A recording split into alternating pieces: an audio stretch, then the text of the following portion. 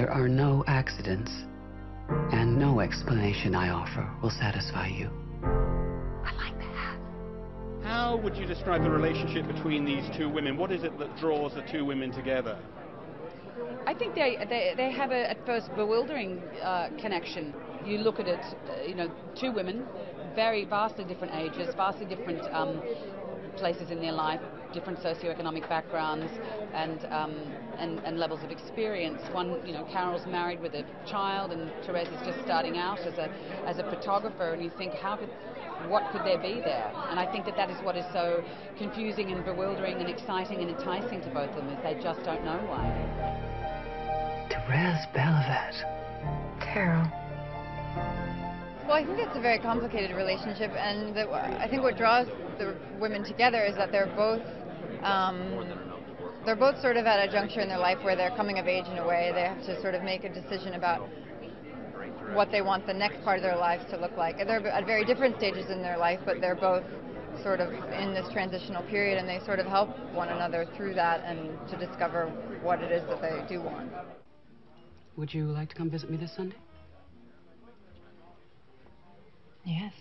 Obviously, this film is set in the 1950s, but do you think that a lesbian couple today could draw something from the picture in terms of what it was like to be gay at that time? Absolutely. I think that would be true for lesbian couples today seeing Carol, but I think that's true for the world at large, who have all advocated for more tolerance and more acceptance for gay and lesbian lives, and feel connected to the unique struggle that's defined gays and lesbians since the 1950s and before.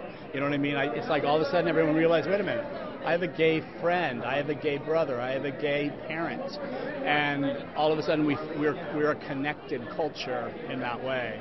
And so I think the story reaches out to all of those connections. The film's art direction is really potent, the fashions are really impressive.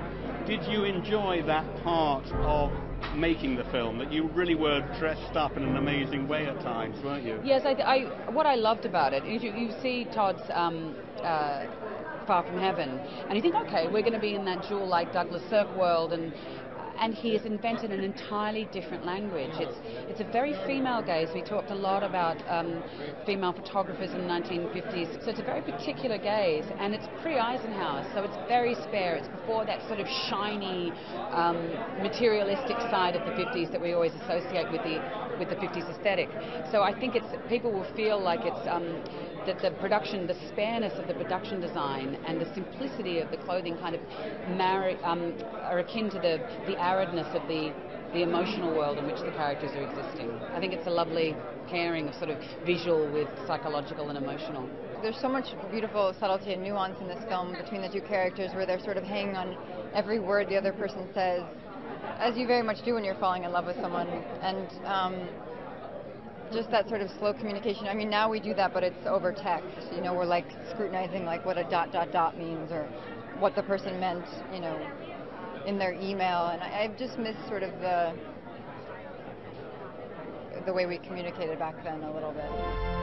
We gave each other the most breathtaking of gifts.